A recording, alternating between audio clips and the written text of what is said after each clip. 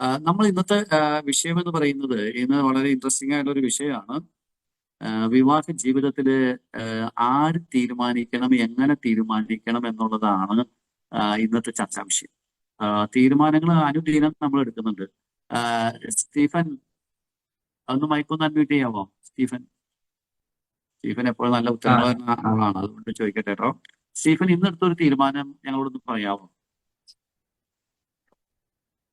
ഇന്ന് ഇന്ന് പ്രത്യേകിച്ച് എടുത്ത ഒരു തീരുമാനം തീരുമാനം, ഇന്ന് വീട്ടിലെടുത്ത ഒരു തീരുമാനം. ഇനി സ്റ്റീഫൻ ഓർമ്മയിൽ ബീച്ച് പറഞ്ഞാലും മതി. ഇന്ന് വീട്ടിലെടുത്ത ഒരു തീരുമാനം.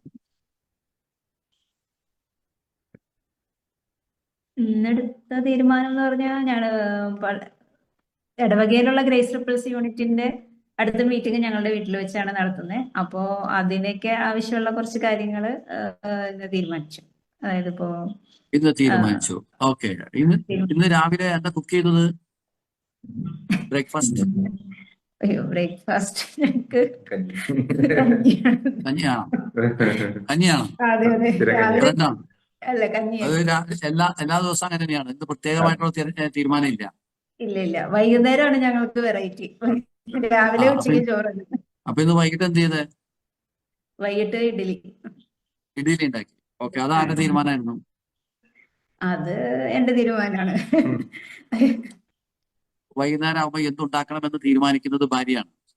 അല്ല, അതാ ഇഡ്ഡലിയൊക്കെ ആകുമ്പോ തലേ ദിവസം തീരുമാനിക്കും. അത് അതിനുള്ള പ്രിപ്പറേഷൻസ് ചെയ്തിട്ടുണ്ട്. അത് ഭാര്യ തീരുമാനിക്കും ഓരോ ദിവസം വൈകുന്നേരം എന്തുണ്ടാക്കണമെന്ന്. കാര്യം ഇവിടെ എന്തുണ്ടില്ലെന്നും എപ്പോഴും അറിയണമെന്നില്ല ആൾക്ക്. അറിയില്ല. അപ്പൊ അത് ഭാര്യ തീരുമാനിക്കും. ഓക്കെ. ഈ വിവാഹ ജീവിതത്തിലെ വളരെ പ്രധാനപ്പെട്ട ഒരു ഏരിയയാണ് തീരുമാനം എടുക്കുക എന്ന് പറയുന്നത്. തീരുമാനം എന്ന് പറഞ്ഞു കഴിഞ്ഞാൽ വീട്ടില് അനുദിന കാര്യങ്ങളുണ്ട്, പിന്നെ വളരെ വലിയ തീരുമാനമുണ്ട്, ചെറിയ തീരുമാനമുണ്ട്. അതായത് ഒരു കാര്യത്തിന് ഒരു കൺക്ലൂഷൻ, ഒരു പ്രായോഗിക തലത്തിൽ വരുമ്പോ ഒരു എന്താ പറയാ, നടപ്പിലാക്കുന്നതിന് അതിന് മുമ്പ് ഒരു തീരുമാനം ഉണ്ടല്ലോ. ഇപ്പൊ നടപ്പിലാക്കുമ്പോൾ ചിലപ്പോൾ ഇഡലി ഉണ്ടാക്കണമെന്നുണ്ടെങ്കിൽ ചിലപ്പോൾ ഭർത്താവിന്റെ സഹായം തേടും, അല്ലെങ്കിൽ മക്കളുടെ സഹായം തേടും, അങ്ങനെ പലതും വരാം. പക്ഷെ അതിനു മുമ്പ് എന്ത് വേണം എന്നതിനെ കുറിച്ച്, നമ്മുടെ വീട്ടിൽ എങ്ങനെ വേണം, എന്ത് വേണം എന്നതിനെ കുറിച്ചൊക്കെ നമ്മൾ കൺക്ലൂഷനിൽ വരാറുണ്ട്, തെരഞ്ഞെടുപ്പ് നടത്താറുണ്ട്. ഇതിനാണ് നമ്മൾ ഈ തീരുമാനം എടുക്കാമെന്ന് നമ്മൾ പറയുന്നത്. വീട്ടില് പ്രധാനപ്പെട്ട തീരുമാനങ്ങൾ ആരെടുക്കണം എന്നുള്ളതിനെ കുറിച്ച് നമുക്കൊന്ന് പരിശോധിക്കേണ്ടതുണ്ട്. ഈ തീരുമാനം എപ്രകാരമാണ് എടുക്കുന്നത്, ഇതൊക്കെയാണ് നമ്മൾ ഇന്നത്തെ ഈ ഗ്രേസ് റിപ്പിൾസിന്റെ ഡിസ്കഷനിൽ വരുന്നത്. അപ്പൊ നമുക്ക് ആദ്യമേ തന്നെ തീരുമാനിക്കേണ്ട ചർച്ച ചെയ്യേണ്ട കാര്യം, ശരിക്കും വിവാഹ ജീവിതത്തിൽ ആരാണ് പ്രധാനപ്പെട്ട തീരുമാനം എടുക്കേണ്ട ആൾക്കാരാരാണ്? നിങ്ങൾക്ക് എന്ത് തോന്നുന്നു? നൈജോയുടെ അഭിപ്രായത്തില് പ്രധാനപ്പെട്ട മേജർ ഡിസിഷൻസ് ഒക്കെ എടുക്കേണ്ട ആളാരാണ്? മേജർ ഡിസിഷൻ എടുക്കുന്നത് ചിലപ്പോ ഞാനായിരിക്കും, പക്ഷെ അതിനകത്ത് ഒരു പിന്തുണയും കൂടി ഭാര്യയുടെ ഭാഗത്ത് നിന്ന് ആ ഡിസിഷനിൽ വേണം. അല്ലെങ്കിൽ പറഞ്ഞ ഞാൻ മാത്രമായി മാറുമല്ലോ അതിനകത്ത് ആ ഡിസിഷന്റെ ആഫ്റ്റർ എഫക്ട്സിൽ. അപ്പൊ പിന്തുണ എന്ന് ഉദ്ദേശിച്ചത് ഭാര്യയുടെ സമ്മതമാണോ? സമ്മതമാണ്. സമ്മതം ഇല്ലാതെ ഭർത്താവ് ഒരു തീരുമാനം എടുക്കില്ല. ഈ അത്യാവശ്യ ഘട്ടങ്ങളിൽ ഇപ്പൊ പെട്ടെന്ന് എടുക്കേണ്ട തീരുമാനമാണെങ്കിൽ തീരുമാനം എടുത്തിട്ട് ഭാര്യയുടെ അടുത്ത് പറയും, ഇങ്ങനെ ഒരു കാര്യം വന്നു, അത് ഇങ്ങനെ പെട്ടെന്ന് ചെയ്തുകൊണ്ട് അങ്ങനെ എടുക്കേണ്ട വന്നു, അത് ചെയ്തു എന്നുള്ള രീതിയിൽ പറയും, ആ സാഹചര്യം പറയും. ഇപ്പൊ ഒരു മേജർ ഡിസിഷൻ എന്ന് പറയുന്നത്, ഇപ്പൊ ഒരു ഉദാഹരണം പറഞ്ഞു കഴിഞ്ഞാല്, നമുക്കൊരു കാർ വാങ്ങിക്കണം. ഒരു ലക്ഷങ്ങൾ മുടക്കുന്ന ഒരു കാര്യമാണ്, അല്ലേ? അതാരാ തീരുമാനിക്കണ്ടേ? കാറ് വാങ്ങിക്കണം എന്നുള്ളത് ആഗ്രഹം ആദ്യം ഞാൻ പറയും, കാറ് നമുക്ക് ഒരെണ്ണം മേടിക്കണം എന്നുള്ളത്. അപ്പൊ അതിന്റെ സാമ്പത്തിക വശങ്ങളെ കുറിച്ചും ഇതിനെക്കുറിച്ച് ദിവ്യ പറയും. അത് ഇപ്പൊ വാങ്ങിച്ചാൽ ഇങ്ങനെ നമുക്ക് പറ്റും, അങ്ങനെയുള്ള കാര്യങ്ങളെ കുറിച്ച് അവളി പറയും. അപ്പൊ അതിന്റെ സോഴ്സ് ഞാനും പറയും. അപ്പോ നടക്കാവുന്ന ഒരു കാര്യമാണെങ്കിൽ ചെയ്യും. തീരുമാനം ആരെടുക്കും? കൺക്ലൂഷൻ കൺക്ലൂഷൻ ഞാനാണ് എടുക്കാറ്. പ്രോസസ്സിൽ ഭാര്യ ഇൻവോൾവ് ചെയ്യും, ഭാര്യമാര് ചർച്ച ചെയ്യും, കാര്യങ്ങളൊക്കെ ചെയ്യും. അത് ഭർത്താവ് എന്നിട്ട് തീരുമാനിക്കും. ഓക്കെ. ഈ ഭാര്യയ്ക്ക് ഇതുപോലെ തന്നെ തീരുമാനിക്കാവുന്ന വല്ല കാര്യമുണ്ടോ ദിവ്യ? ഭർത്താവുമായിട്ട് ചർച്ച ചെയ്യുക, എന്നിട്ട് ഭാര്യ തീരുമാനിക്കും. അങ്ങനെ ദിവ്യ എന്തെങ്കിലും ചെയ്തിട്ടുണ്ടോ? ഇപ്പൊ നേരത്തെ പറഞ്ഞ പോലെ വീട്ടിലെ കുക്കിങ്ങും കാര്യങ്ങളൊക്കെ ഫൈനൽ ഡിസിഷൻ ഞാനായിരിക്കും. ആ, വീട്ടിലിപ്പോ ഇഡ്ഡലി ഉണ്ടാക്കണോ, അപ്പം ഉണ്ടാക്കണോ, പത്തിരി ഉണ്ടാക്കണോ എന്ന് അത് ഭാര്യ തീരുമാനിക്കും. ഭർത്താവുമായിട്ട് ഒരു ആലോചനയൊക്കെ നടത്തിയത്, കാരണം ഭർത്താവിന്റെ ഇഷ്ടം കൂടി നോക്കണമല്ലോ, അല്ലേ? അതാണ് ഭാര്യയുടെ ഒരു ഡിസിഷൻ എടുക്കാനുള്ള സ്കോപ്പ്, അല്ലേ? പിന്നെ ശരിക്കും നമുക്ക് വീട്ടിലെ കുട്ടികൾക്കൊക്കെ ഉള്ള ഡ്രസ്സ്, നമുക്കുള്ള ഡ്രസ്സും കാര്യങ്ങളൊക്കെ വരുമ്പോ അങ്ങനെ മേടിച്ചോട്ടെ, ഇങ്ങനെ ഒരു ഇതുണ്ട് എന്നൊക്കെ പറയും. അപ്പൊ അതിന്റെ ഫൈനൽ ഡിസിഷൻ നമ്മൾ പോയി സെലക്ട് ചെയ്ത് അങ്ങനെ അപ്പൊ ചെയ്യും. മേജർ ഡിസിഷൻസ് എല്ലാം ഒരു ഭർത്താവും, പിന്നെ ഇതുപോലെ വീട്ടിൽ കുക്ക് ചെയ്യുക, ഡ്രസ്സ് മേടിക്കുക, അങ്ങനെയുള്ള കാര്യമൊക്കെ ഭാര്യ. ഇതിനകത്ത് തൃപ്തിയാണോ ഈ തരം ഡിസിഷൻ മേക്കിങ്ങില്? നേരത്തെ നേജർ പറഞ്ഞ പോലെ മേജർ ഡിസിഷൻ എടുക്കുമ്പോഴും അതില് എന്നോട് ചോദിക്കാറുണ്ട് ഇങ്ങനെ ചോദിക്കാറുണ്ട്, പക്ഷെ ഡിസിഷൻ അയാൾ എടുക്കും, ഡിസിഷൻ ഭർത്താവ് എടുക്കും. അപ്പൊ അതില് നൈജോന്റെ ഡിസിഷനോട് ഇങ്ങനെ എടുക്കട്ടെ എന്ന് ചോദിക്കുമ്പോ എനിക്കൊരു യോജിപ്പ് കുറവുണ്ടെന്ന് വെച്ച് കഴിഞ്ഞാല് അതില് കുറേശ്ശെ എന്റെ ഒരു അഭിപ്രായം കൂടി നോക്കി കുറച്ച് മാറ്റം വരുത്താറുണ്ട്. അപ്പൊ മാറ്റം വരുത്തി എനിക്കും കൂടി സ്വീകാര്യമായിട്ടുള്ള ഒരു രീതിയിലേക്ക് കുറച്ച് വ്യത്യാസപ്പെടുത്തിയിട്ടുള്ള തീരുമാനങ്ങൾ അങ്ങനെ വരാറുണ്ട്. അപ്പോ ഞാൻ പറയട്ടെ, ഈ തീരുമാനം എടുക്കുന്ന പ്രക്രിയയിൽ ദിവ്യക്ക് വീറ്റോ പവർ ഉണ്ടെന്ന് പറഞ്ഞാൽ സമ്മതിക്കുമോ? ഞാൻ എടുക്കുന്ന ചില ഡിസിഷൻസ് ഞാൻ വീറ്റോ ചെയ്യും. വീറ്റോ ചെയ്യാന്ന് പറഞ്ഞാൽ അതിനുള്ള പവർ ഒരു കാര്യം ശരിയല്ലാന്ന് തോന്നിക്കഴിഞ്ഞാൽ ഞാനത് പറയും, ഇന്ന ഭാഗം കൊണ്ട് അത് ശരിയല്ല, അപ്പൊ നമുക്കത് അങ്ങനെ നമുക്ക് ഒട്ടും ആക്സെപ്റ്റ് ചെയ്യാൻ പറ്റാത്ത പോലെ ആണെങ്കിൽ അത് പറയും. അപ്പൊ നൈജോ അത് ഡ്രോപ്പ് ചെയ്യും. ഡ്രോപ്പ് ചെയ്യാന്ന് വെച്ചാൽ ഡ്രോപ്പ് ചെയ്യേണ്ടതാണെങ്കിൽ അത് കൂടുതലും ഈ ഗ്രേസ് റിപ്പിൾസിൽ വന്നു തുടങ്ങിയ പിന്നെയാണ് ധൈര്യം അതങ്ങനെ പറഞ്ഞ് അങ്ങനെ പറഞ്ഞാൽ ഇപ്പൊ നൈജോ അത് സ്വീകരിക്കും.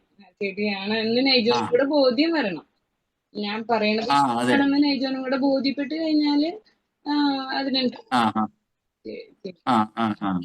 ഓക്കെ. ഈ പരമ്പരാഗതമായിട്ട് നമ്മുടെ വീടുകളിൽ നിങ്ങൾക്കറിയാലോ, ഒരു ലീഡർ എന്ന് പറയുന്ന ഒരാളുടെ ഉത്തരവാദിത്തമാണ് decision making, major decision making. കാരണം ഒരു കുടുംബം എന്ന് പറയുമ്പോൾ ഒരു കൂട്ടായ്മയാണല്ലോ. ആ കൂട്ടായ്മയ്ക്ക് ഒരു ലീഡർ ഉണ്ട്. ആ ലീഡറുടെ പ്രധാനപ്പെട്ട ഒരു ഉത്തരവാദിത്തമാണ് ഉചിതമായ ഭംഗിയായ ഡിസിഷൻ എടുക്കാന്നുള്ളത്, തീരുമാനം എടുക്കാന്നുള്ളത്. പരമ്പരാഗതമായിട്ട് നമ്മുടെയൊക്കെ കുടുംബങ്ങളില് മേജർ ആയിട്ടുള്ള തീരുമാനങ്ങളെല്ലാം എടുക്കുന്നത് പുരുഷന്മാരാണ്, അല്ലെ? സ്ഥലം വാങ്ങിക്കണം, വീട് വെക്കണം, അല്ലെങ്കിൽ ലക്ഷങ്ങൾ മുടക്കുന്ന എന്തെങ്കിലും ഒരു ഇൻവെസ്റ്റ്മെന്റ് നടത്തണം. ഇതെല്ലാം ഫൈനലി ഡിസൈഡ് ചെയ്യുന്നത് പുരുഷന്മാരാണ്. അങ്ങനെ ഒരു ധാരണയുണ്ട്, ഈ തീരുമാനം എടുക്കേണ്ട ആള് പുരുഷനാണ്. നിങ്ങൾ അതിനോട് യോജിക്കുന്നുണ്ടോ? ഫ്രാൻസിസ് റാണി എന്ന് പറയുന്നു, നിങ്ങൾ ഇതിനോട് യോജിക്കുന്നുണ്ടോ? മേജർ ഡിസിഷൻസ് ഒരു കുടുംബത്തിൽ എടുക്കേണ്ട ആള് പുരുഷനാണ്. അങ്ങനെ തീരുമാനം മേജർ ഡിസിഷൻ എടുക്കേണ്ട ആള് പുരുഷനാണെന്നുള്ള ഒരു അഭിപ്രായം ഞങ്ങൾക്കില്ല. എന്നാലും ആ സബ്ജക്റ്റിനെ കുറിച്ച് ഏത് ഏരിയയിലാണോ തീരുമാനം എടുക്കുന്നത് അതിനെക്കുറിച്ച് കൂടുതൽ അറിവുള്ളവരുണ്ട്, അതിനെക്കുറിച്ച് കുറച്ചുകൂടി ധാരണയോടുകൂടി സംസാരിക്കുകയും ആലോചിച്ച് തീരുമാനത്തിലെത്തുകയും ചെയ്യും. അപ്പൊ ആ സബ്ജക്റ്റിനെ കുറിച്ച് കൂടുതൽ അറിവുള്ള ആളുടെ തീരുമാനത്തിലേക്ക് അവസാനം വരാറുണ്ട് എന്നുള്ള ഒരു സത്യമാണ്. ഇപ്പൊ ഭാര്യയ്ക്കാണ് സ്ഥലം വാങ്ങിക്കുന്നതിനെ കുറിച്ച് കൂടുതൽ അറിവുള്ളതെങ്കിൽ ഭാര്യ തീരുമാനിച്ചാലും ഫ്രണ്ട്സ് നമുക്ക് കുഴപ്പമില്ല, അല്ലേ? അത് കുഴപ്പമില്ല. എനിക്ക് അപ്പൊ എന്തുകൊണ്ടാണത് കൂടുതൽ നമുക്ക് അഭികാമ്യം ആ പർട്ടിക്കുലർ സ്ഥലം വാങ്ങിക്കുന്നത്? ഞങ്ങൾ സ്ഥലം വാങ്ങിച്ചപ്പോഴും അങ്ങനത്തെ ഡിസ്കഷൻസ് ഉണ്ടായിരുന്നു. അപ്പോ ചില സ്ഥലങ്ങളിലേക്ക് കാര്യങ്ങൾ അത് ശരിയായിരുന്നു പറഞ്ഞുകൊണ്ട്. ഓക്കെ. അപ്പൊ അതായത് ഒരു കാര്യം നമ്മുടെ വീട്ടിൽ നടക്കുമ്പോൾ അതിന് മുമ്പ് തീരുമാനം എടുക്കുന്ന പ്രക്രിയയുണ്ട്. ആ തീരുമാനം എടുക്കുന്ന പ്രക്രിയയില് ഭാര്യയും ഭർത്താവും ഒരുപോലെ ഇൻവോൾവ് ചെയ്യണം എന്നാണോ ഫ്രാൻസിസ് ആയിട്ട് ഉദ്ദേശിക്കുന്നത്? രണ്ടുപേരും ഒരുപോലെ ഇൻവോൾവ് ചെയ്യണം, പോസിറ്റീവായിട്ട് കോൺട്രിബ്യൂട്ട് ചെയ്യുകയും പിന്നെ ആ ഫൈനൽ ഡിസിഷൻ ഭർത്താവ് എടുത്തിട്ട് അത് തീരുമാനമാക്കുന്ന ഭാര്യയുടെ അഭിപ്രായം ഉണ്ടെങ്കിലും ഭർത്താവ് സമ്മതിച്ചിട്ട് അവിടെ മുന്നോട്ട് പോകുന്നത് ഒരു അപ്പോഴും ഭർത്താവിന് ഒരു മേൽക്കൈ ഉണ്ട്, അല്ലേ? ഭർത്താവിന് അപ്പോഴും ഒരു മേൽക്കൈ ഉണ്ട്. മേൽക്കൈ എന്ന് പറയാൻ പറ്റില്ല. ഒരാൾ തീരുമാനം എടുക്കുന്നത് അപ്പ ഈ അഭിപ്രായം കൺസിഡർ ചെയ്ത് നോക്കാം. രണ്ടുപേരോട് ഒരുമിച്ച് തീരുമാനിക്കാൻ പാടില്ലേ? ഒരുമിച്ച് തീരുമാനിക്കാൻ പറ്റുന്ന വിഷയങ്ങളും ഉണ്ടാവാറുണ്ട്. എന്നാലും ഇത് ഒറ്റയ്ക്ക് തീരുമാനിക്കാൻ പറ്റുന്ന ഒരു വിഷയം പറഞ്ഞു. ഒരു ഭർത്താവിന് ഒറ്റയ്ക്ക് ഇപ്പൊ തീരുമാനിക്കാവുന്ന ഒരു ഞങ്ങള് വിഷയം. ഇത് കാറ് വാങ്ങിച്ച സമയത്ത് ഇത് ഇച്ചിരി വലിയ കാറാണ് വാങ്ങിച്ചത്. ആദ്യം ആ ഉണ്ടായിരുന്ന കാറിനേക്കാൾ ആ ഇപ്പൊ പുള്ളിക്കാരത്തി ഓടിക്കുന്നതാണ് കാണി. ഞാനും ആ ഓടിക്കും അത്യാവശ്യം. അപ്പൊ പുതിയ കാർ വാങ്ങിക്കാൻ പോയപ്പോ റാണി പറഞ്ഞു ഇത്രയും വലിയ കാർ വെച്ച് എനിക്ക് ഓടിക്കാൻ പറ്റത്തില്ല എന്ന് പറഞ്ഞു. ഞാൻ പറഞ്ഞു അത് കുഴപ്പമില്ല, ഇത് മറ്റേ വണ്ടികളൊക്കെ ഓടിക്കുന്ന പോലെ തന്നെയാണ്, ഇതിനകത്ത് പ്രശ്നമില്ല എന്ന് പറഞ്ഞ്. അപ്പൊ ഞാനത് കുറച്ച് പിന്നെ എന്താ അങ്ങോട്ട് എൻഫോഴ്സ് ചെയ്തു എന്റെ ഡിസിഷൻ. രണ്ടാമത്തെ ആ കാര്യം ഞാൻ പറഞ്ഞു എടാ നമുക്കൊരു ഓട്ടോമാറ്റിക് കാർ മേടിക്കുന്നതായിരിക്കും നല്ലത്, പ്രായമൊക്കെ വരുവാണ്. ആ അപ്പൊ ഞാൻ പറഞ്ഞു വേണ്ട, ഓട്ടോമാറ്റിക് കാർ ഇപ്പൊ വാങ്ങിക്കേണ്ട കാര്യമില്ല, നമുക്ക് ആരോഗ്യമുള്ള സമയമില്ല, ആ കാലിന് പ്രശ്നമില്ല. അപ്പൊ ഞാൻ പിന്നെ അത് സമ്മതിച്ചു. അപ്പൊ ഞങ്ങള് വലിയ കാറും വാങ്ങിച്ചു, ഓട്ടോമാറ്റിക് ഉള്ളതും വാങ്ങിച്ചു. അങ്ങനെ ഒരു അത് തീരുമാനത്തിലേക്ക് ഞങ്ങൾ എത്തി. നല്ലൊരു ഡിസിഷൻ മേക്കിംഗ് പ്രോസസ് ആണല്ലോ അല്ലെ. ഭർത്താവ് ഭാര്യയും കൂടി കാർ മേടിക്കുന്ന കാര്യം ആലോചിച്ചു. രണ്ടുപേർക്ക് വ്യത്യസ്ത അഭിപ്രായങ്ങൾ വന്നു. വ്യത്യസ്ത അഭിപ്രായങ്ങൾ വന്നപ്പോൾ രണ്ടുപേരും ചർച്ച ചെയ്തു. അതിനെ അങ്ങോട്ടും ഇങ്ങോട്ടും അക്കോമഡേറ്റ് ചെയ്തിട്ട് ജോയിന്റ് ആയിട്ട് ഡിസിഷൻ എടുത്തു എന്ന് പറഞ്ഞാൽ സത്യമല്ലേ? ജോയിന്റ് ഡിസിഷൻ അതെ. അല്ലേ? അത് ഏകപക്ഷീയമായ തീരുമാനമല്ലല്ലോ, ഒറ്റ ആൾ എടുക്കുന്നതല്ലല്ലോ, രണ്ടുപേരും കൂടി ഒരുമിച്ച് തീരുമാനിക്കാം. ശരിക്കും ഒരു ആരോഗ്യകരമായ ദാമ്പത്യ ജീവിതത്തില് 3 വിധത്തിലുള്ള തീരുമാനങ്ങളുണ്ട്. 3 വിധത്തിലുള്ള തീരുമാനങ്ങൾ. അതിനകത്ത് ഒരു തീരുമാനം എന്ന് പറയുന്നത് ഭാര്യയ്ക്ക് ഭർത്താവുമായിട്ട് ആലോചിക്കാതെ തനിയെ തീരുമാനമെടുക്കാം. ഭർത്താവിന് ഭാര്യയുമായിട്ട് ആലോചിക്കാതെ തനിയെ തീരുമാനമെടുക്കാം. തനിയെ തീരുമാനിക്കാവുന്ന ഒരു കാര്യം വീട്ടില് തനിയെ തീരുമാനിക്കാവുന്ന കാര്യങ്ങളുണ്ടോ എന്നുള്ള കാര്യത്തില് സംശയമുണ്ട്. കാരണം ഭർത്താവും ഭാര്യയും ഒരുമിച്ച് തീരുമാനം എടുക്കണം എന്നുള്ളതാണ് നമ്മളുടെ ഒരു അപ്പൊ തനിയെ പൊതുവായിട്ടുള്ള നമ്മുടെ തീരുമാനിക്കാവുന്ന കാര്യങ്ങളൊന്നും വീട്ടിലില്ലേ? തനിയെ തീരുമാനിക്കാവുന്നതെന്ന് പറഞ്ഞാൽ ഇപ്പം ഭർത്താവിന്റെ ഡ്രസ്സ് ശരിക്കും പറഞ്ഞ ഒരുപക്ഷെ ഭാര്യയ്ക്കും ചൂസ് ചെയ്യാനുള്ള ഒരു റൈറ്റ് ഉണ്ടെങ്കിൽ പോലും അതിന്റെ അത് ഭർത്താവുമായിട്ട് ആലോചിക്കേണ്ടി വരും. അൾട്ടിമേറ്റ് ഡിസിഷൻ അത് കൂടുതൽ സെലക്റ്റീവ് ആയിട്ടുള്ള ആൾക്കാർ. ഇപ്പൊ എന്റെ വൈഫിനെ സംബന്ധിച്ചിടത്തോളം ആളുടെ ചുരിദാറും മറ്റു കാര്യങ്ങളും ഒക്കെ ആൾ എന്നോടാണ് ചൂസ് ചെയ്യാൻ പറയാറുള്ളത്. അപ്പൊ ഞാൻ തന്നെ അങ്ങനെ ചൂസ് ചെയ്ത് കൊടുക്കുകയാണ് ചെയ്യുന്നത്. ഡ്രസ്സ് എന്നാലും നമ്മൾ ഭാര്യയുടെ ഇഷ്ടവും ഇതൊക്കെ നോക്കി അതിനകത്ത് അങ്ങനെ എന്തെങ്കിലും ഒരു ആലോചന ഉണ്ടാവും അല്ലെ? തീർച്ചയായും ഉണ്ടാവും. ഈ വാങ്ങിച്ചു കൊടുത്തിട്ട് ഒരു ഫീഡ്ബാക്ക് കളക്ട് ചെയ്യുന്നതും ഇനി അത് പറ്റില്ല എന്ന് പറയുകയാണെങ്കിൽ അടുത്ത തവണ വാങ്ങിക്കുമ്പോൾ അത് ശ്രദ്ധിക്കുകയോ അങ്ങനെയൊക്കെ ഉണ്ടല്ലോ. അങ്ങനെയൊക്കെ ഉണ്ട്. ഇതൊന്നും ഇല്ലാതെ തനിയെ തീരുമാനിക്കാവുന്ന ഒരു കാര്യം എന്ന് പറഞ്ഞു വിവാഹത്തില് കല്യാണം കഴിച്ചതിന് ശേഷം വിവാഹിതർക്ക് തനിയെ തീരുമാനിക്കാവുന്ന ഒരു കാര്യം അങ്ങനെ ഒരു പ്രത്യേകിച്ച് തോന്നുന്നില്ല. അങ്ങനെ ഒന്നും പ്രത്യേകത. ഇപ്പൊ നമ്മള് ബ്രഷ് ചെയ്യുമ്പോ ഇങ്ങനെ ചെയ്യണോന്ന് ആരാ തീരുമാനിക്കണേ? തനിയല്ലേ? അതിന് ഭാര്യയുടെ ഭർത്താവിന്റെ അത് തനിയല്ലേ തീരുമാനിക്കുന്നത്? കുളിക്കുമ്പോ ആദ്യം വെള്ളം കാലും ഒഴിക്കണോ തലയിൽ ഒഴിക്കണോ ആരാ തീരുമാനിക്കുന്നത്? നമ്മൾ തന്നെ തീരുമാനിക്കണം. നമ്മൾ സ്വയമായിട്ടല്ലേ തീരുമാനിക്കണം തീർച്ചയായും. അല്ലേ?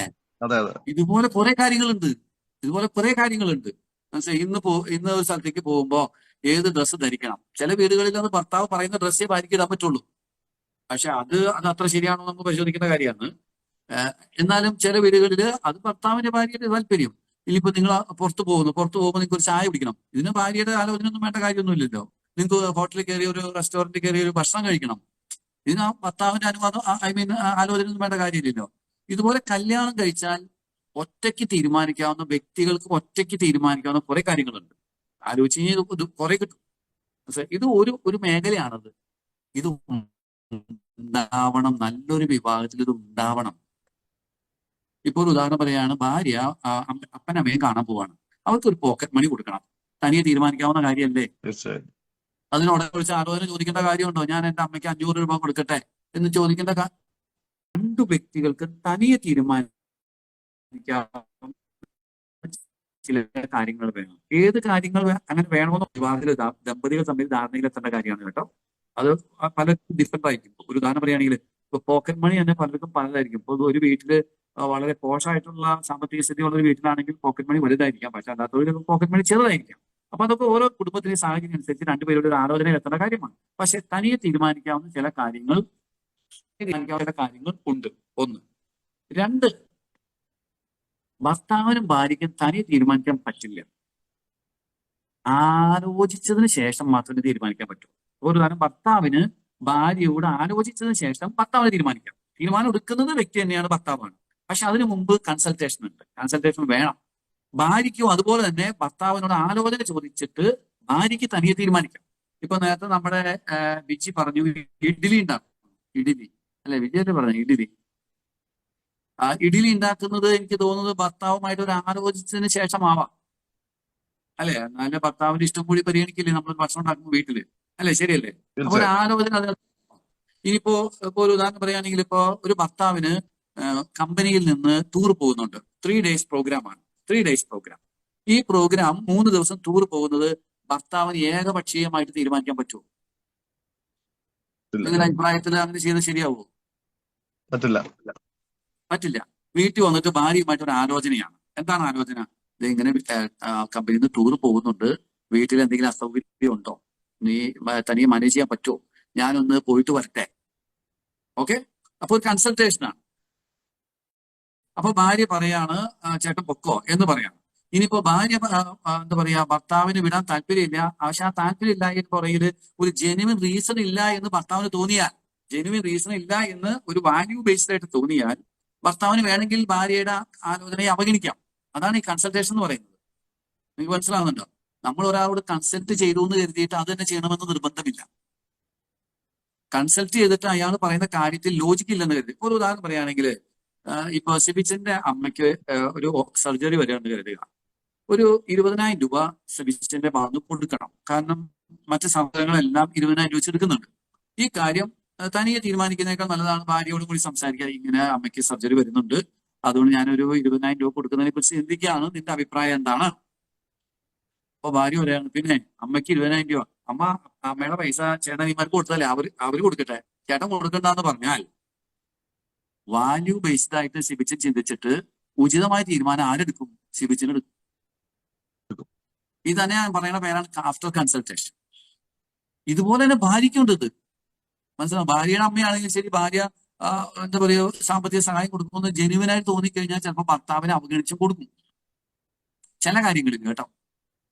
അതിനൊരു വാല്യൂ ബേസ്ഡ് ആയിട്ടുള്ള ഡിസിഷനാണ് എടുക്കുന്നത്. അപ്പോൾ ഭർത്താവുമായിട്ട് ആലോചന ചോദിക്കും, എന്നിട്ടൊരു ഡിസിഷൻ ഭാര്യ എടുക്കും. അപ്പോൾ രണ്ടാമത്തെ ടൈപ്പ് ഡിസിഷൻ എന്ന് പറഞ്ഞാൽ കൺസൾട്ടേഷൻ ഉണ്ട്. After due consultation and A value based deliberation the single person individual take A decision. ഇതാണ് രണ്ടാമത്തെ ടൈപ്പ്. ഇനി മൂന്നാമത്തെ ടൈപ്പ് ഡിസിഷൻ എന്ന് പറയുന്നത് രണ്ടുപേർക്ക് ഒരുപോലെ വീറ്റോ പവറാണ്. രണ്ടുപേരും ഒരുപോലെ തീരുമാനിക്കണം, അല്ലെങ്കിൽ പരിപാടി മുമ്പോട്ട് പോകില്ല. അതിനൊരു ഉദാഹരണം പറയാം. ആര് പറയും? ബീന. എന്തോ? ഓക്കെ. ഈ വിവാഹത്തിലെ രണ്ടുപേരും ഒരുമിച്ച് തീരുമാനിക്കേണ്ട ഒരു കാര്യം പറഞ്ഞു. ഇപ്പൊ നമ്മുടെ വീട്ടിലൊരു വണ്ടി എടുക്കണമെന്നുണ്ടെങ്കിൽ ഞങ്ങൾ രണ്ടുപേരോട് അല്ലേ തീരുമാനിക്കണത്? ഇത് ഭർത്താവ് മാത്രം തീരുമാനിച്ചാൽ പോരാ അല്ലേ? അല്ല, എന്റെയും കൂടെ അഭിപ്രായം ചോദിക്കുമല്ലോ. ഞാനും ഓടിക്കുന്ന ഒരാളാകുമ്പം അഭിപ്രായം ചോദിക്കുന്നത് ഒരുമിച്ച് തീരുമാനിക്കുന്ന രണ്ട് കാര്യങ്ങളാണെന്ന് ശ്രദ്ധിക്കുക. ഇപ്പം മോനിപ്പോ +2 കഴിഞ്ഞു. മനസ്സിലായി. ഇപ്പം ഇളയ മോനിപ്പോ +2 കഴിഞ്ഞു. അപ്പൊ ഞങ്ങൾ രണ്ടുപേരോടാണ് കുഞ്ഞിനെ എന്തിനു വിടണം, അവന്റെ ഇഷ്ടം കൂടെ നോക്കിയിട്ട് അങ്ങനെ ഒരു കാര്യം ഇപ്പൊ ഞങ്ങൾ ചെയ്യുന്ന കാര്യമാണ്. ഇപ്പൊ സപ്പോസ് ഇവിടെ നടക്കുന്ന കാര്യമാണ്. മക്കളുടെ പഠനം, വിദ്യാഭ്യാസം രണ്ട് ഭാര്യ ഭർത്താവും കൂടി ഒരുമിച്ച് തീരുമാനിക്കും. കറക്റ്റ് അല്ലേ? ഇപ്പൊ വാഹനം മേടിക്കുന്നത് ഒരുമിച്ച് തീരുമാനിക്കാം. പക്ഷെ ചില ഭർത്താക്കന്മാർ ക്ലെയിം ചെയ്യും, വാഹനത്തെ കുറിച്ച് എനിക്ക് അറിയാവൂ, നീ അഭിപ്രായം പറഞ്ഞാൽ തീരുമാനം ഞാൻ എടുത്തോളാം എന്ന് പറയും. അങ്ങനെയുള്ള ആൾക്കാർ അല്ല, ഞാനോട് ഓടിക്കുന്ന ഒരു വ്യക്തി, ഭാര്യയും കൂടെ ഓടിക്കുന്ന ഒരു വ്യക്തിയാകുമ്പം രണ്ടുപേരോട് ഓടിക്കുന്ന, അപ്പൊ ഒരുമിച്ച് തീരുമാനിക്കുന്നതാണ് നല്ലതെന്നല്ലേ ബീന പറഞ്ഞു വരുന്നത്? അതെ അതെ അതെ അതെ, അത് നല്ല കാര്യമാണ്. അത് മീൻ ഓരോ കുടുംബത്തിലെ സാഹചര്യം നോക്കിയിട്ടും തീരുമാനമെടുക്കും. പക്ഷേ there are a set of decisions made together by the couple. ഇപ്പൊ ഞാൻ ബേസിക് ആയിട്ട് പറയുകയാണെങ്കിൽ മക്കൾ എത്രണ്ണം വേണമെന്ന് ഒരുമിച്ചല്ലേ തീരുമാനിക്കുന്നത്, അല്ലാണ്ട് ഒരാൾക്ക് മാത്രം തീരുമാനിക്കാൻ പറ്റുമോ? ഇല്ല, തീർച്ചയായിട്ടും അല്ലെ? ഒരു വീട് വെക്കുമ്പോ ആ വീടിന്റെ ഡിസൈൻ അല്ലെങ്കിൽ ആ വീടിന്റെ അടുക്കളയിൽ ജനല വെക്കണോ വെക്കണ്ടേ, ഈ കാര്യങ്ങൾക്ക് ഒരുമിച്ച് തീരുമാനിക്കണ്ടേ? അല്ലാണ്ട് ഒറ്റയ്ക്ക് തീരുമാനിച്ചാൽ കുടുംബജീവിതം സമാധാനമായിട്ട് പോകുമോ? ഇല്ല, ഒരിക്കലും ഇല്ല. അതെ. അപ്പൊ ഒരുമിച്ച് തീരുമാനിക്കേണ്ട കാര്യമാണ്. ഇപ്പോ ഒരു മക്കളുടെ വിവാഹം വരുന്നു, അതുമായിട്ട് ബന്ധപ്പെട്ട കാര്യങ്ങളൊക്കെ ഒരുമിച്ച് തീരുമാനിക്കണ്ടേ? ഇതുപോലെ ഒരു കുടുംബത്തിന്റെ മേജർ ഡിസിഷൻസ് ഭാര്യയ്ക്കും ഭർത്താവിനും വീറ്റോ പവർ വേണ്ടേ? വേണം, തീർച്ചയായിട്ടും. അല്ലെ? അതിന്റെ അടിസ്ഥാനം എന്താന്ന് ചോദിച്ചു കഴിഞ്ഞാല് 2 കാര്യങ്ങളാണ്. ഒന്ന്, ഭാര്യയും ഭർത്താവും തുല്യരാണ്. കഴിവുകൾ വ്യത്യാസം ഉണ്ടാവും, വൈഭവങ്ങൾ വ്യത്യാസം ഉണ്ടാവും, അതൊക്കെ ശരി തന്നെ. പക്ഷെ അതിന്റെ വെളിച്ചത്തില് ഈ ഡിസിഷൻസിനെ നമുക്ക് എന്താ പറയാ ഏകപക്ഷീയമായിട്ട് എടുക്കാൻ പറ്റത്തില്ല. ചില കാര്യങ്ങളിൽ 2 പേരും ഒരുമിച്ച് തീരുമാനിക്കണം. കാരണം അവർ 2 പേരും തുല്യരാണ്. അതൊരു കോൺസെപ്റ്റ്. രണ്ടാമത്തെ കോൺസെപ്റ്റ്, വിവാഹത്തില് 2 പേരും ഒന്നാണ്. തുല്യരാന്ന് മാത്രമല്ല, 2 പേരും ഒന്നാണ്. ഇനിമേൽ നിങ്ങൾ 2 അല്ല, ഒന്നാണ്. അസ്ഥിയുടെ അസ്ഥിയും മാംസത്തിന്റെ മാംസവും. ആ ഏകത്വം നമ്മളിൽ നിന്ന് ആവശ്യപ്പെടുന്ന കാര്യമാണ്. പ്രധാനപ്പെട്ട തീരുമാനങ്ങൾ ഒരുമിച്ചെടുക്കണം. സ്ഥലം വാങ്ങിക്കണം, ഒരുമിച്ച് തീരുമാനിക്കണം. വലിയൊരു ഇൻവെസ്റ്റ്മെന്റ് നടത്തണം. ഇപ്പോ വ്യക്തിപരമായ ബിസിനസ്, അതിനെക്കുറിച്ചല്ല പറയുന്നത്, ഒരു കുടുംബത്തിന്റെ ഇൻവെസ്റ്റ്മെന്റ്. അത് വരുമ്പോൾ ഒരുമിച്ച് തീരുമാനിക്കണം. പിന്നെ ഞാൻ ഈ പറയുന്ന കാര്യം 3 തരത്തിലുള്ള ഡിസിഷൻസ് ഓരോ കുടുംബത്തിലും വേരി ചെയ്യാൻ കേട്ടോ. ഓരോ കുടുംബത്തിലും വേരി ചെയ്യാം. എന്നാലും എല്ലാ കുടുംബങ്ങളിലും ആരോഗ്യകരമായ ജീവിതത്തിന് 3 വിധത്തിലുള്ള തീരുമാനങ്ങൾ വേണം. ഈ 3 വിധത്തിലുള്ള തീരുമാനങ്ങളിൽ ഏതെല്ലാം മേഖലകൾ വരുമെന്ന് അതാത് ദമ്പതികൾ ഇരുന്ന് വർക്ക് ചെയ്യണം. ഓക്കെ, അതിന്റെ ബേസിക് എന്താന്ന് വെച്ച് കഴിഞ്ഞാൽ 2 കൂട്ടർക്ക് അഭിപ്രായമുണ്ട്, 2 കൂട്ടർക്ക് സ്പേസ് ഉണ്ട്, 2 കൂട്ടരും തുല്യരാണ്, 2 കൂട്ടരും ഒന്നാണ്. ഇതിന്റെ വെളിച്ചത്തിൽ ഇപ്രകാരം ഒരു ഡിസിഷൻ മേക്കിംഗ് വേണം. പക്ഷെ നമ്മുടെ കുറച്ച് ഒരു വലിയൊരു വെല്ലുവിളി എന്താണെന്നറിയാമോ? നമ്മുടെ വീട്ടില് നമ്മുടെ പേരൻസിനെ നമ്മൾ എങ്ങനെ കണ്ടേക്കണേ? വീട്ടില് നിങ്ങളുടെയൊക്കെ പേരന്റൽ ഹോമില്, നിങ്ങളുടെയൊക്കെ അപ്പന്റെ അമ്മയുടെ ജീവിതത്തില് ആരാ മേജർ ഡിസിഷൻ എടുത്തിരുന്നത്? അപ്പനല്ലേ? അല്ലേ അല്ലേ അല്ലെ? നിങ്ങൾക്ക് അങ്ങനെയല്ലേ? മിക്കവാറും വീടുകളിൽ അങ്ങനെയല്ലേ നമ്മുടെ വീടുകളിലൊക്കെ സംഭവിച്ചിരിക്കുന്ന കാര്യം. ഈ അപ്പൻ തീരുമാനം എടുത്തത് കണ്ടു വളർന്ന ഒരു പുരുഷൻ സ്വാഭാവികമായിട്ടും ആ മോഡൽ ഫോളോ ചെയ്യാനുള്ള സാധ്യത വളരെ വളരെ കൂടുതലാണ്. അപ്പൊ അറിയാതെ ആ പുരുഷ മേൽക്കോയ്മ വരും ഈ ഡിസിഷൻ മേക്കിങ്ങിൽ. ഇനി നിങ്ങൾ ശ്രദ്ധിച്ചാൽ അറിയാൻ പറ്റും, ചില വീടുകളിൽ അപ്പന്മാര് മെയിൻ തീരുമാനം എടുത്തതിൽ അതൃപ്തിയുള്ള പെൺകുട്ടികളുണ്ട്. എന്ന് വെച്ചാൽ മക്കള് അമ്മയ്ക്ക് ഒരു പ്ലേസ് കൊടുക്കാത്തതിൽ വളരെയേറെ ബുദ്ധിമുട്ടുള്ള പെൺമക്കളുണ്ട്. പ്രത്യേകിച്ച് അവര് പഠിക്കുകയും അവര് ജോലിക്ക് പോവുകയും മറ്റുള്ള സംസ്കാരങ്ങളുമായിട്ടൊക്കെ ഇന്ററാക്ട് ചെയ്യുകയും ചെയ്ത് കഴിഞ്ഞപ്പോ ഈ അപ്പൻ ചെയ്യുന്ന രീതി ശരിയല്ല, ഏകപക്ഷീയമായി തീരുമാനം എടുക്കുന്നത് ശരിയല്ല, അമ്മ എല്ലാത്തിനോടും ഇങ്ങനെ വിധേയത്വപ്പെട്ട് നിൽക്കുന്നത് ശരിയല്ല എന്ന് ചിന്തിക്കുന്ന ഭാര്യമാരുണ്ടാകും. അപ്പോ നമ്മുടെ അപ്പനെ കണ്ടത് വളർന്നിട്ട് അപ്പന്റെ ഡിസിഷൻ മേക്കിംഗ് നമ്മൾ അപ്ലൈ ചെയ്യുകയും അതിൽ അതൃപ്തിപ്പെട്ട് ജീവിക്കുന്ന ഒരു സ്ത്രീയെ ഭാര്യയായി നമ്മൾ സ്വീകരിക്കുകയും ചെയ്തിട്ടുണ്ടെങ്കിൽ പ്രശ്നം രൂക്ഷം. ഈഗോ പ്രശ്നം വരും, ആരാണ് വലുതെന്ന പ്രശ്നം വരും. പിന്നെ തോൽപ്പിക്കാനുള്ള ഒരു കോമ്പറ്റീഷനായിട്ട് ബന്ധം മാറാൻ സാധ്യതയുണ്ട്. അപ്പൊ അതുകൊണ്ട് ഈ പേരൻസിൽ നമ്മൾ പഠിച്ചേക്കണം അത്തരത്തിലുള്ള ഡിസിഷൻ മേക്കിംഗ് പ്രോസസ് ഒഴികെ നമ്മൾ അതിനെ അൺലേൺ ചെയ്യണം. അതിന് ബേസിക് ആയിട്ട് അൺലേൺ ചെയ്യണമെന്നുണ്ടെങ്കിൽ നമ്മൾ നമ്മുടെ മനസ്സിനോട് തന്നെ പറയണം, വി ആർ ഈക്വൽസ്, ഞങ്ങൾ തുല്യരാണ്. ഭാര്യയും ഭർത്താവും തുല്യരാണ്. 2 പേർക്കും ഡിസിഷൻ മേക്കിംഗ് ഉള്ള കപ്പാസിറ്റി ഉണ്ട്. അല്ലാതെ അത് ഭർത്താവിന്റെ കുത്തകയല്ല, അല്ലെങ്കിൽ പുരുഷന്റെ കുത്തകയല്ല, ഏതെങ്കിലും ഒരു പ്രത്യേക ലിംഗത്തിൽപ്പെട്ടതല്ല. സ്ത്രീ എന്ന് പറഞ്ഞാൽ വിധേയത്വത്തോടെ ജീവിക്കേണ്ട ആളും പുരുഷൻ എന്ന് പറഞ്ഞു കഴിഞ്ഞാൽ തീരുമാനം എടുക്കേണ്ട ആളും എന്ന് അങ്ങനെയൊന്നും ഇല്ല. ക്രിസ്തീയമായ ഭാഷയിലില്ല. 2 പേരും തുല്യരാണ്. ആ തുല്യത നമ്മളെ നയിക്കേണ്ട കാര്യം എന്താണെന്ന് വെച്ച് കഴിഞ്ഞാൽ നിങ്ങളുടെ വീട്ടില് 3 വിധത്തിലുള്ള ഡിസിഷന്റെ ഏരിയാസ് ഐഡന്റിഫൈ ചെയ്യണം. എന്നിട്ട് ആ പ്രോസസ്സ് നിങ്ങൾ 2 പേരും കൂടി ഇവാലുവേറ്റ് ചെയ്യണം. ഇവാലുവേറ്റ് ചെയ്തിട്ട് അതിനകത്ത് എവിടെയെങ്കിലുമൊക്കെ ഭംഗം വരികയാണെങ്കിൽ അതിനെ റിവ്യൂ ചെയ്ത് നിങ്ങൾ അതിനെ പരിഹരിക്കാൻ ശ്രമിക്കണം. പക്ഷെ ബേസിക്കലി ഈഗോ ഉണ്ടാകാൻ പാടില്ല. ഈഗോ എന്ന് പറയുന്നത് പവർ സ്ട്രഗിൾ, അധികാര തർക്കം. ആരാണ് വലുത്, ഞാനാണോ നീയാണോ? ഇപ്പോ നിങ്ങളുടെ വീട്ടില് നിങ്ങൾ ഭാര്യയും ഭർത്താവും തമ്മിൽ എന്തെങ്കിലും മുറിവുകൾ ഉണ്ടെന്ന് കരുതുക. ചിലപ്പോൾ ഭർത്താവ് ചെയ്യുന്ന ചില കാര്യം ഭാര്യയ്ക്ക് ഹെർട്ടായി കഴിഞ്ഞ് കഴിയുമ്പോൾ നിങ്ങൾ ശ്രദ്ധിച്ച് കാണുമായിരിക്കും, ഭർത്താവ് എടുക്കുന്ന തീരുമാനത്തെ എങ്ങനെയെങ്കിലും വെട്ടുക എന്നുള്ളതാണ് ഭാര്യയുടെ ഒരു പ്രധാനപ്പെട്ട രീതി. ഭർത്താവ് എന്ത് ചെയ്താലും അതിനകത്ത് കുറ്റം കണ്ടുപിടിക്കും, പ്രശ്നമാവും. അതുപോലെ ഭാര്യ എന്തെങ്കിലും തീരുമാനം ചെയ്ത് കഴിഞ്ഞാലും ഭർത്താവ് അതിനകത്ത് കുറ്റം കണ്ടുപിടിക്കുകയും അത് ബ്ലെയിം ചെയ്യുകയും ബന്ധം വഷളാവുകയും ചെയ്യും.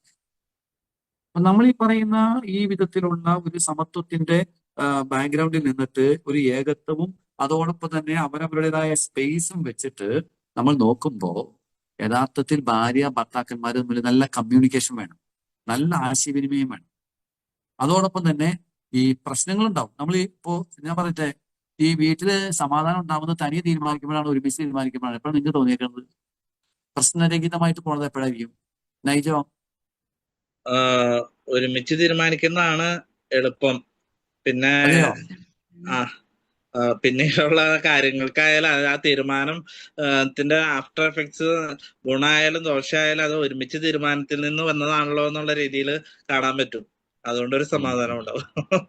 പക്ഷെ നൈജോ, ഈ ആ ഒരുമിച്ച് തീരുമാനം എടുക്കുമ്പോ രണ്ടുപേർക്കും അഭിപ്രായ വ്യത്യാസം വരൂല്ലേ? അപ്പൊ നമ്മൾ ഈ മറ്റേയാളെ കൺവിൻസ് ഒക്കെ ചെയ്യിക്കാന്ന് പറഞ്ഞാൽ അത്ര എളുപ്പമുള്ള കാര്യമാണോ? ആ നേരം നമ്മൾ തന്നെ അങ്ങ് തീരുമാനം എടുത്തു കഴിഞ്ഞാൽ പോലെ. പക്ഷെ വേറെ അങ്ങനെ തീരുമാനം എടുത്തു കഴിഞ്ഞാൽ അതിനകത്ത് നെഗറ്റീവ് ആണ് ആ തീരുമാനത്തിൽ വരണമെങ്കിൽ അതിന് ആ തീരുമാനം കൊണ്ടാണ് നെഗറ്റീവ് ആയെന്നുള്ള രീതി വരുമല്ലോ. അപ്പൊ അതിനേക്കാൾ നല്ലത് കോ റെസ്പോൺസിബിലിറ്റി അല്ലേ? അതെ അതെ അതെ അതെ രണ്ടുപേർക്കും ഉത്തരവാദിത്വം ഉണ്ടാകുന്ന തീരുമാനങ്ങളാണ് വളരെ നല്ലത് അല്ലേ? അതാണ് അതെ നമ്മുടെ അതെ ഇന്നത്തെ ചോദ്യത്തിന്റെ ചോദ്യം തന്നെ നിങ്ങൾ കണ്ടില്ലേ? രണ്ടുപേർക്കും പങ്കുള്ള ഉത്തരവാദിത്തമുള്ള തീരുമാന ശൈലി വേണമോ എന്നാണ് നമ്മൾ ചോദിച്ചിരിക്കുന്നത്. അത് വേണമെന്നാണ് അഭിപ്രായം അല്ലേ? അതെ. Very good, very good, very good. ശരിക്കും യഥാർത്ഥത്തിൽ ഒരു നല്ല ദാമ്പത്യ ജീവിതത്തിന് രണ്ടുപേർക്കും പങ്കാളിത്തമുള്ള, രണ്ടുപേരും ഉത്തരവാദിത്വം ഏറ്റെടുക്കുന്ന തീരുമാന ശൈലി വേണം. ആ തീരുമാന ശൈലി എന്ന് പറയുമ്പോൾ നിങ്ങൾ ചിന്തിക്കണം, എല്ലാം അങ്ങനെ തീരുമാനിക്കാൻ പറ്റില്ല. അങ്ങനെ തീരുമാനിച്ചാൽ അത് അൺഹെൽത്തിയാണ്. ഇപ്പൊ ഒരു ഉദാഹരണം പറയുകയാണെങ്കിൽ, ഒരു ഭാര്യ എവിടെയെങ്കിലും പോകുമ്പോൾ അവർക്കൊരു വിശന്നു, ഒരു റെസ്റ്റോറന്റിൽ കയറി ഭക്ഷണം കഴിക്കുകയും രണ്ടുപേരോട് ഒരുമിച്ച് തീരുമാനിക്കുന്നൊക്കെ പറഞ്ഞാൽ it is impossible. It's not going to work out. അപ്പോ പേഴ്സണൽ സ്പേസ് ഉണ്ട്, അവർക്ക് വ്യക്തിപരമായി തീരുമാനിക്കാം, ആലോചിച്ചിട്ട് തീരുമാനിക്കാം. ഇപ്പൊ ഒരു ഉദാഹരണം പറയുകയാണെങ്കിൽ, ഭർത്താവ് ജോലിക്ക് പോയേക്കാണ്, ഭാര്യ വീട്ടിലുണ്ട്. അപ്പോ വീട്ടിൽ വസ്ത്രം വിൽക്കാനായിട്ട് ഒരാൾ വരികയാണ്. അപ്പോൾ അവര് നല്ലൊരു വസ്ത്രം, കർട്ടൻസ് ആണ്, നമ്മുടെ വീട്ടിൽ ജനലയ്ക്കും വാതിലൊക്കെ ഇടാവുന്ന കർട്ടൻസ്. അപ്പൊ എല്ലാം കൂടി നമ്മൾ നോക്കുമ്പോൾ നല്ല കർട്ടൻസ് ഒക്കെയാണ്. ഭാര്യ നോക്കിയപ്പോൾ നല്ല കർട്ടൻസ് ഒക്കെയാണ്. ഒരു 5000 രൂപ ചെലവ് വരും. 5000 രൂപ ചെലവ് വരും. ഒരു ആവറേജ് ഫാമിലി എന്ന് പറഞ്ഞാൽ ഒരു മാസം ഒരു 30,000 40,000 രൂപ വരുമാനമുള്ള ഒരു ഫാമിലി എന്ന് കരുതുക. ഈ 5000 രൂപ മുടക്കി ഈ കർട്ടൻസ് വാങ്ങിക്കുന്നതിന് മുമ്പ് ചിലപ്പോൾ ആ ഭാര്യ ഭർത്താവിനൊന്ന് വിളിച്ചിട്ട്, ചേട്ടാ ഇങ്ങനെ ഒരു വന്നിട്ട് നമ്മൾ കുറെ നാളായിട്ട് ആഗ്രഹിക്കുന്നു, ഇങ്ങനെ കർട്ടൻസ് വാങ്ങിക്കണം, നല്ല കർട്ടൻസ് ആണെന്ന് തോന്നുന്നു, 5000 രൂപയാണ് വരുന്നത്, ചേട്ടന്റെ അഭിപ്രായം എന്താണ്? അപ്പൊ അദ്ദേഹം പറഞ്ഞു, നോക്കി നല്ലതാണ്, കുഴപ്പമില്ല, അദ്ദേഹം വീഡിയോയിലൊക്കെ കാണിച്ചു കൊടുത്തു, ഇറ്റ്സ് ഓക്കെ, ഫൈൻ. സി, ആ ഭാര്യയ്ക്ക് വേണമെങ്കിൽ തനിയെ തീരുമാനമെടുക്കുക ഈ 5000 രൂപയുടെ കാര്യം. പക്ഷെ അവിടെ ഭർത്താവിനെ കൂടി ആലോചന ചോദിക്കുന്നതിന്റെ കാരണം ആ കുടുംബത്തിന്റെ സാമ്പത്തിക സ്ഥിതി, അവിടെ 5000 രൂപ വളരെ പ്രധാനപ്പെട്ടതാണ്. ഇപ്പൊ 1 ലക്ഷം ശമ്പളം കിട്ടുന്നവർക്ക് ചിലപ്പോൾ 5000 രൂപ അത്ര പ്രധാനപ്പെട്ടതായിരിക്കില്ല.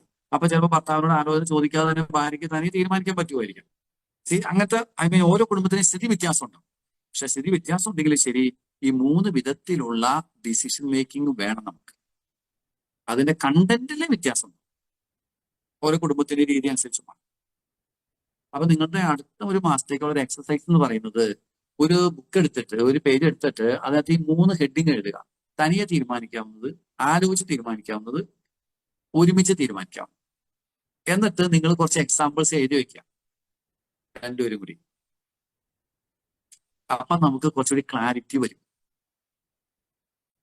ഇപ്പോ ചില പുരുഷന്മാരെന്നെങ്കിലും ചിലപ്പോൾ ചിന്തിക്കാറുണ്ട്, ഭാര്യ വേണ്ടത്ര പോലെ തന്നെ അംഗീകരിക്കുന്നില്ല. ചില ഭാര്യമാരും അങ്ങനെ ചിന്തിക്കാറുണ്ട്, ഭർത്താവ് വേണ്ടത്ര പോലെ തന്നെ അതിന്റെ അഭിപ്രായത്തെ മാനിക്കുന്നില്ല. ഈ പ്രശ്നമൊക്കെ തീരും. നിങ്ങൾ ഈ അടി കൂടുമ്പോൾ സംസാരിക്കുന്ന പോലെയല്ല, അടി കൂടാതെ നല്ല ഭംഗിയായിട്ട് നല്ല മൂഡിലിരിക്കുന്ന സമയത്ത് let us make A discussion. നമ്മുടെ വീട്ടിൽ എന്തെല്ലാം കാര്യം നമുക്ക് തനിയെ തീരുമാനിക്കാനുള്ള ഫ്രീഡം ഉണ്ട്.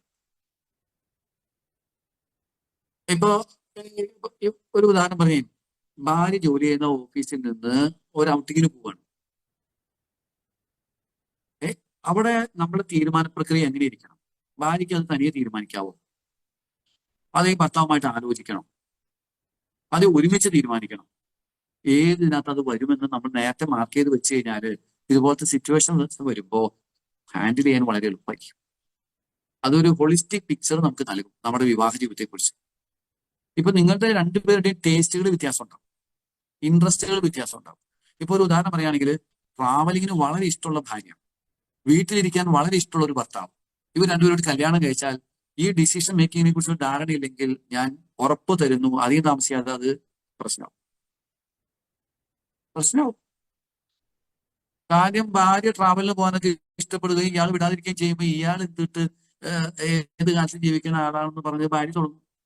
ആ സമയം നമുക്ക് ക്ലാരിറ്റി ഉണ്ട്, ഇങ്ങനെ കാര്യങ്ങൾ നമുക്ക് ഒരുമിച്ച് തീരുമാനിക്കാം, ഇന്ന് നമുക്ക് തനിച്ച് തീരുമാനിക്കാം, ഇന്ന് നമുക്ക് ആലോചിച്ച് തീരുമാനിക്കാം എന്ന് പറഞ്ഞാൽ അതൊക്കെ സ്മൂത്ത് ആയിട്ട് പോകും. അത് വിവാഹത്തിന്റെ ഫൗണ്ടേഷനാണ്. സോ നല്ലൊരു വിവാഹ ജീവിതം സ്വപ്നം കാണുന്നുവെങ്കിൽ എപ്രകാരമാണ് വീട്ടിലെ തീരുമാന പ്രക്രിയ എന്ന് പരിശോധിച്ച് ഈ 3 വിധത്തിലുള്ള കാറ്റഗറീസ് നിശ്ചയിക്കുക. ബന്ധം മെച്ചപ്പെടും, ഊഷ്മള. ഓക്കെ, നിങ്ങൾക്ക് ഇനി എന്തെങ്കിലും എന്നോട് ചോദിക്കാനുണ്ടോ?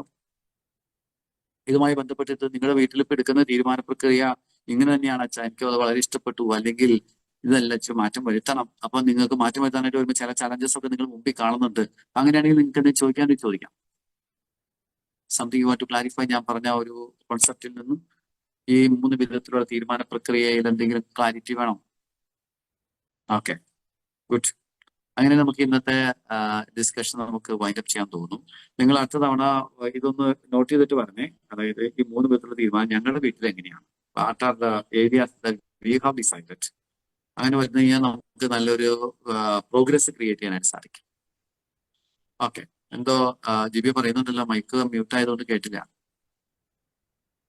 അതെ, ഭർത്താവിനോട് പറഞ്ഞാണോ നൈജ നമുക്കത് ചെയ്യണമെന്ന് പറഞ്ഞാണോ?